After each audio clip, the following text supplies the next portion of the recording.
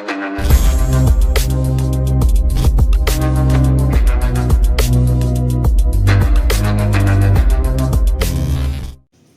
po, magandang umaga sa inyong lahat mga kaibigan. Nandito ako ngayon sa Amadeo, Cavite. Bali may bablog po ako sa inyo na meron siyang right to way. 500 square meter na bungalow. Punta lang po tayo sa labas para makita niyo po yung mismong daanan niya, no, guys. Bali yung location pong ito guys ay malapit po siya sa Tagaytay. Yan, Olivares Tagaytay. So dito po, yan po mismo. Yan, yung daan na yan. Pag diniretso nyo yan, yan po papuntang Olivares Tagaytay. Yung way na yan. Siguro mga 15 minutes lang nasa Tagaytay na kayo. Ganun lang kalapit. Tapos dito naman, pag diniretso naman po ninyo ito, may daan po ito papuntang Amadeo Bayan. Yan. So ito po yung property na binibenta. Yan. So meron siyang gate na, no? May bakod at gate. So ang ano po niya ay 3 meters yung kanyang right of way pasok sa loob. Yan. Tapos pagdating mo sa mismong property, malaki yun kasi including na yung right of way, nasa 500 square meter. Pero kagandahan dito guys ay clean title. Yan. So kung naghahanap po kayo ng clean title na property, lalo na dito sa Amadeo, maganda yung maganda ang property dito dahil malamig ang klima, malapit sa Tagaytay. At saka mabataas na rin pong zonal value rito. So ngayon guys, libutin natin yung buong surroundings, no, para magka-idea kayo dito sa binibentang bungalow, 500 square meter na lot niya. Yan. Maganda kasi yung 500 square meter, malaki-laki pa yung espasyo ng lupa. Pwede pa kayong mag-garden, no? Tatanim kung kayo mahilig magtanim. Yan, itong bahay na to guys ay may abang siya sa taas, no? Pwede siyang ituloy as a 2-story. Yan. So dito, papasok mo tayo. Yan yung pinaka yung buka, yung pinaka front ng property. Yan, yung may space pa siya.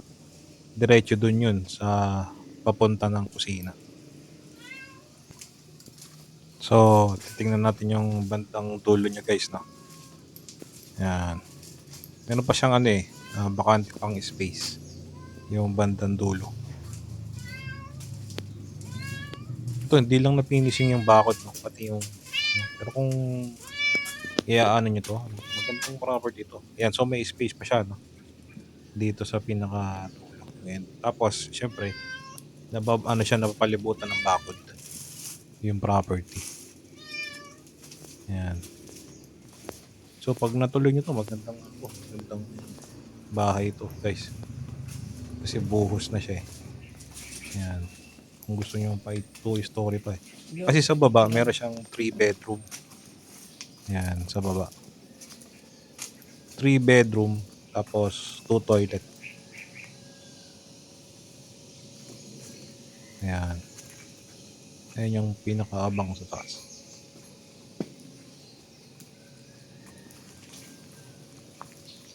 So, yun guys, no, kung interested kayo rito sa property ito, plus ko dyan sa screen yung aking contact number. Bali, Globe number yan. Yan, tawagan nyo po ako at mag-set po tayo ng appointment at puntahan po natin to.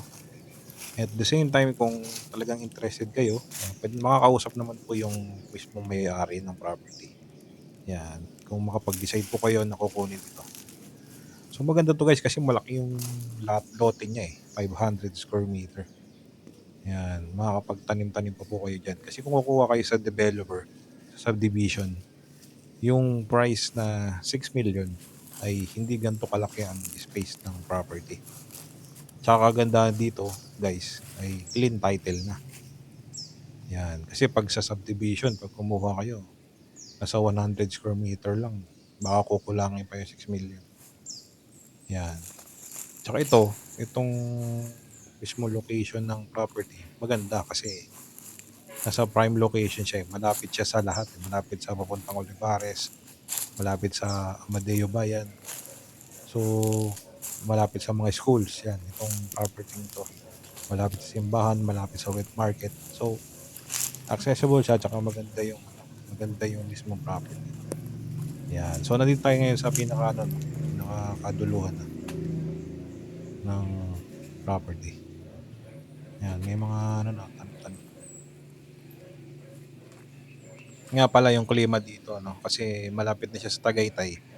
Malamig po dito sa lugar na to, guys. Na pag umulan ho dito, nagpapag.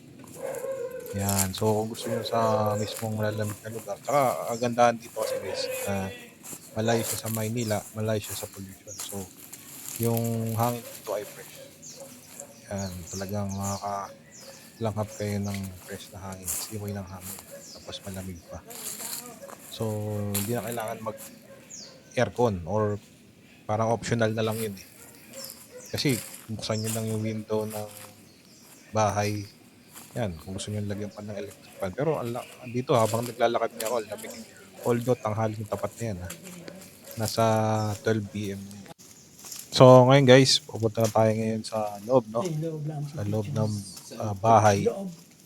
Itong bungalow na may abang na pwedeng second floor ng patayo. So ako ay nagulat kasi nung nakita ko yung loob niyan, ang ganda pala. So napaganda nila yung loob. So makikita natin ngayon yung loob niya. So bibigyan ko lang kayo ng hapyaw kasi hindi ko na rin napasok yung mga bedroom. Although hindi naman siya ganong kaliitan, hindi rin siya ganong kalakihan. So sakto lang naman yung size ng bawat bedroom. Yan. So ito yung pinaka living area yan. Yan.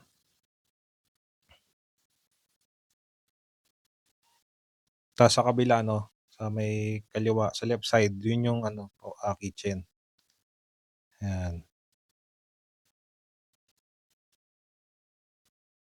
So binibidyo natin lang yung buong angulo, So dito yan, sa pasilyong yan. Diyan yung 3 bedroom. Yan. Magkatabi yung dalawang kwarto. Tapos meron din sa kabila. Yan.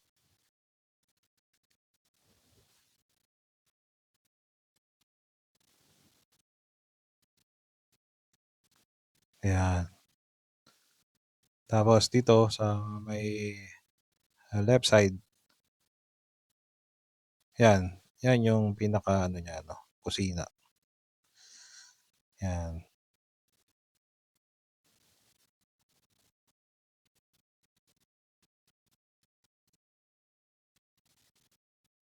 Yan, yung pinaka-kusina niya.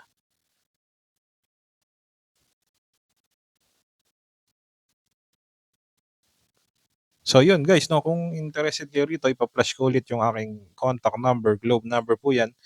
Tawagan nyo po ako at mag-set tayo ng available kung kailan po kayo pwede. Huwag lang ho ng Sabado, Saturday. Kasi pag Sabado, nasa simbahan po ako. So Mondays to Friday until Sunday, yan, available po ako. Lang po tayo mag-set kung kailan din po available. Yan, para mapuntahan natin tong property nito. Mabisita nyo. Mas maganda kasi makita nyo ng personal. Yan.